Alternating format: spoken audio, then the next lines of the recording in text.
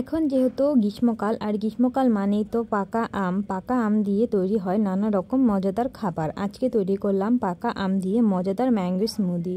তার জন্য আমি ফার্স্টে এখানে মিষ্টি দই নিয়ে নিলাম, সেটা আমি 2 চা চামচের মতো দিয়ে নিয়েছি। তার মধ্যে পাকা আমগুলো আমি কেটে নিয়ে সেটাও দিয়ে নিলাম। এখন দিয়ে নিলাম 2 চা চামচের মতো চিনি, যেহেতু আম অনেক মিষ্টি তাই কম চিনি দিয়েছি। আর দিয়ে নিলাম গুঁড়া দুধ। তারপরে আমি পানি দিয়ে ভালোভাবে সব কিছু ব্যালেন্স করে নিচ্ছি, আর তৈরি হয়ে গেল মজাদার ম্যাঙ্গো স্মুদি।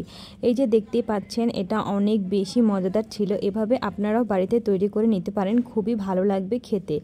আর উপর দিয়ে ডেকোরেশনের জন্য আমি দইয়ের উপরে সরটা দিয়ে নিলাম, আর সাথে দিয়ে নিয়েছিলাম পাকা আম কুচি করে। এই যে দেখতেই পাচ্ছেন, খুব সুন্দর লাগছে কিন্তু এভাবে দেখতে। পাকা আম এভাবে স্মুদি করে আপনারাও তৈরি করতে পারেন মজাদার ম্যাঙ্গো স্মুদি। খেতে কিন্তু খুবই অসাধারণ হয়ে থাকে।